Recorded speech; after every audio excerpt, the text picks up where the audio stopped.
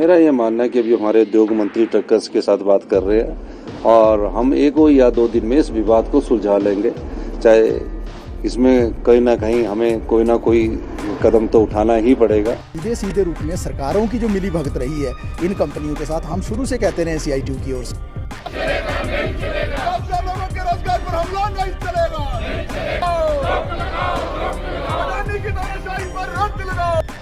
हिमाचल, कश्मीर, सब जगह अदानी अदानी अदानी अदानी अदानी। सीएम सुक्खू बोले 2 दिन में सुलझा देंगे 2 माह से अटका अडानी के 2 सीमेंट प्लांट का विवाद। मुख्यमंत्री के अनुसार बातचीत है तो नेगोशिएशन से सुलझाया जाएगा। 50,000 के करीब लोगों के रोजगार से जुड़ा मामला।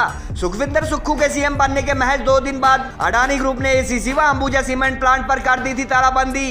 वामपंथी मजदूर संगठन CITU द्वारा की जा चुकी है अडानी ग्रुप मैनेजमेंट के खिलाफ क्रिमिनल केस दर्ज करने की मांग। राजधानी दिल्ली के प्रवास के दौरान नितिन गडकरी सहित सीएम ने 5 मंत्रियों से की आर्थिक बदहाली के दौर से गुजर रहे हिमाचल के विकास में तेजी लाने की अपील। नेक्स्ट मंथ तक सर्विस सिलेक्शन कमीशन से प्रतिबंध हटाकर विभिन्न पदों के लिए परीक्षाएं शुरू करवाएगी सुक्खू सरकार। राजधानी दिल्ली से आज शिमला लौटे मुख्यमंत्री सुखविंदर सुक्खू ने पिछले 2 माह से लगातार उलझते जा रहे अडानी ग्रुप के ACC व अंबुजा सीमेंट प्लांट का विवाद महज 2 दिन में सुलझाने का दावा किया।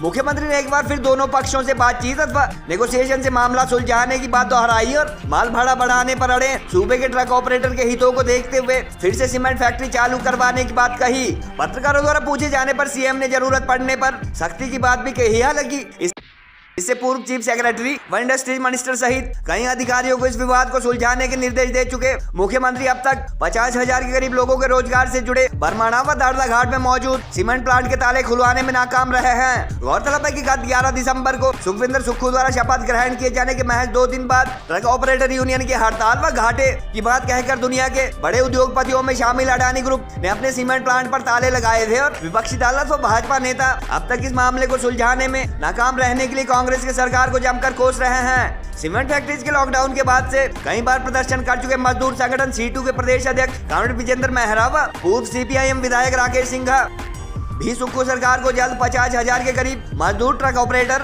व ढाबा धारक जैसे छोटे कारोबारियों के रोजगार से जुड़े इस विवाद को सुलझाने की चेतावनी दे चुके हैं और बिना नोटिस दोनों फैक्ट्री पर ताला जड़ने के लिए अडानी मैनेजमेंट के खिलाफ FIR व क्रिमिनल केस दर्ज करने की भी अपील कर चुके हैं। राजधानी दिल्ली व गोवा के विजिट से लौटे चीफ मिनिस्टर सुखविंदर सुक्खू ने पत्रकारों से बातचीत में कहा कि राजधानी दिल्ली में केंद्रीय मंत्री नितिन गडकरी से उन्होंने जल्द हिमाचल से संबंधित 59 NH की घोषणा को अमली जामा पहनाने की अपील की और इसके अलावा अन्य 4 यूनियन मिनिस्टर से भी मिले। सीएम के अनुसार आर्थिक बदहाली के दौर से गुजर रहे छोटे से राज्य हिमाचल में विकास कार्यों में तेजी लाने के लिए विभिन्न मंत्रालयों द्वारा उनसे प्रोजेक्ट सबमिट करने को कहा गया है और तय समय पर केंद्र सरकार को विभिन्न प्रपोजल भेजी जाएगी। सीएम ने कहा कि पेपर लीक होने अथवा बिकने के मामले के बाद बंद पड़े सर्विस सिलेक्शन कमीशन में अगले माह से रूटीन में काम होना शुरू हो जाएगा और फिर से विभिन्न भर्ती प्रक्रिया भी शुरू हो जाएगी। बातचीत में मुख्यमंत्री ने शिमला जिला के रोहड़ू की क्रिकेटर रेणुका सिंह को WPL में कामयाबी के लिए बधाई भी दी। बहरहाल मुख्यमंत्री द्वारा 2 माह से लंबित 50,000 के करीब लोगों के रोजगार से जुड़े ACC व अंबुजा सीमेंट प्लांट को फिर से चालू किए जाने का भरोसा दिए जाने से रोजगार अथवा नौकरी कमा चुके मजदूरों, ट्रक ऑपरेटर व अन्य लोगों को जल्द बुरे दिन गुजरने की उम्मीद जगी है। मैं काफी कोशिश किया और प्रयास किया। मैंने हमेशा कहा कि मैं ट्रकर्स के जो ट्रक ऑपरेटर्स है सरकार उनके साथ खड़ी है, क्योंकि हिमाचल के लोग हैं। हिमाचल के लोग होने के बाद उनके अपने ट्रक है, बैंकों से उन्होंने लोन दिया है। इससे भी बढ़कर बात, इन लोगों की अपनी जमीन गई है जब ये फैक्ट्रियां लगी है। अब उस समय के अनुसार और आज के अनुसार में बहुत अंतर आ गया। मेरा ये मानना है कि अभी हमारे उद्योग मंत्री ट्रकर्स के साथ बात कर रहे हैं और हम एक या 2 दिन में इस विवाद को सुलझा लेंगे। चाहे इसमें कहीं ना कहीं हमें कोई ना कोई कदम तो उठाना ही पड़ेगा। उस दृष्टिकोण से आज हम बात कर रहे हैं। किसी न किसी दोनों पक्षों को हम मनाने की कोशिश करेंगे और जहां होगा वहां सही पर ना किसी को नुकसान हो, इस दृष्टिकोण से भी हम बात करेंगे। लेकिन मैं ये कहना चाहता हूं कि ये विवाद अब लंबा चलने वाला नहीं है, या आज या कल में हम इसका समाधान कर देंगे।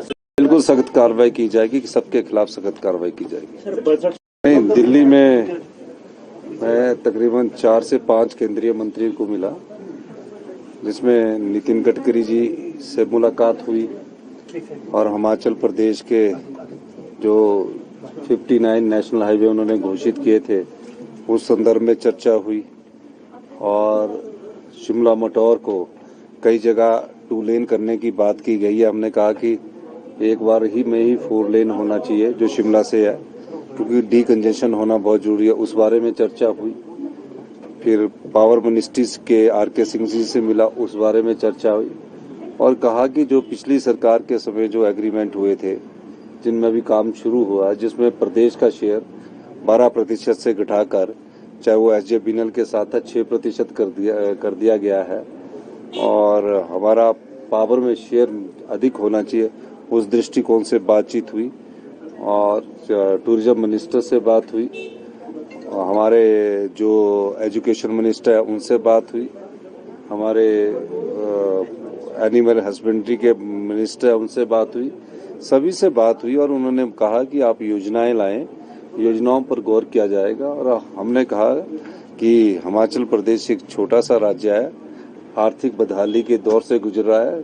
जो सरकारी योजनाएं हैं उसमें हमारे को DPR तैयार करने को बात की है। तो उस संदर्भ में अब अगले आने वाले दिनों में मैं बैठ के करके योजनाओं को टाइमलाइन के अंदर बनाने की कोशिश करेंगे। कर्मचारी चयन नियोग सस्पेंड चल रहा है और पिछले कल ही मुझे एजुकेशन सेक्रेटरी ने अपनी रिपोर्ट सबमिट कर दी है और बड़े दुख के साथ कहना पड़ रहा है कि बड़ी गंभीर स्थिति है और अभी रिजल्ट निकले नहीं है, पर उनको भी पेपर बेचे गए। तो मेरे को अभी जो पुलिस की रिपोर्ट है वो आना बाकी है और निश्चित तौर पर अगले मार्च अप्रैल से तो हमने जो पोस्टें हैं कुछ सैंक्शन करने जा रहे हैं और तकरीबन उसका टेस्ट भी करवाने जा रहे हैं। इस दृष्टिकोण से भी हम देख रहे हैं कि हमारे अप्रैल या मार्च के लास्ट वीक में जो नए एग्जाम हो, उस दृष्टिकोण से हम आगे बढ़ रहे हैं। बड़े फख्र की बात है हमारी बेटियां को, जो हमारी बेटियां हैं अब क्रिकेट में नाम रोशन कर रही है और पहले स्पोर्ट्स में भी हमारी बेटियां नाम रोशन कर चुकी थी। हर जगह हमारी बेटियां आगे आ रही है, चाहे वो पत्रकारिता है, चाहे कुछ और है, सब जगह हमारा अच्छा बेटियां बढ़ चढ़कर हिस्सा ले रही है। जिस तरीके से आनन फानन में एक नोटिस जो है चस्पा कर दिया गया दोनों प्लांटों के बाहर और ये कहा दिया गया कि ये प्लांट जो है अनिश्चितकालीन के लिए बंद हैं और जितने वहाँ मजदूर काम करते हैं, कर्मचारी काम करते हैं, ट्रांसपोर्टर हैं, ट्रांसपोर्टरों के पास ड्राइवर हैं, इस पूरे बिजनेस से जुड़े हुए जो अप्रोक्ष रूप से दूसरे लोग हैं, ढाबा संचालक हैं, मैकेनिक लोग हैं, ये लगभग 50,000 के करीब लोग जो हैं सीधे रूप में इस अडानी के निर्णय से प्रभावित हो गए हैं। ये तानाशाही है किसी भी सभ्य समाज के अंदर और ख़ास तौर पर हमारे जैसे लोकतांत्रिक देश में इस तरीके की कार्यप्रणाली किसी भी कंपनी की नहीं हो सकती है। हमारे देश का एक कानून है औद्योगिक विवाद अधिनियम 1947 का, हमारे देश के अंदर फैक्ट्री एक्ट है जिसके अनुसार कोई भी उद्योगपति इस तरीके से किसी भी उद्योग को बंद नहीं कर सकता है। बाकायदा सरकार से उसकी इजाज़त लेनी पड़ती है, उसका कारण बताना पड़ता है और जब वो इजाज़त लेने की प्रक्रिया होती है उसमें जो प्रभावित पक्ष है उसको भी शामिल किया जाता है, उसके बाद ही कोई निर्णय होता है।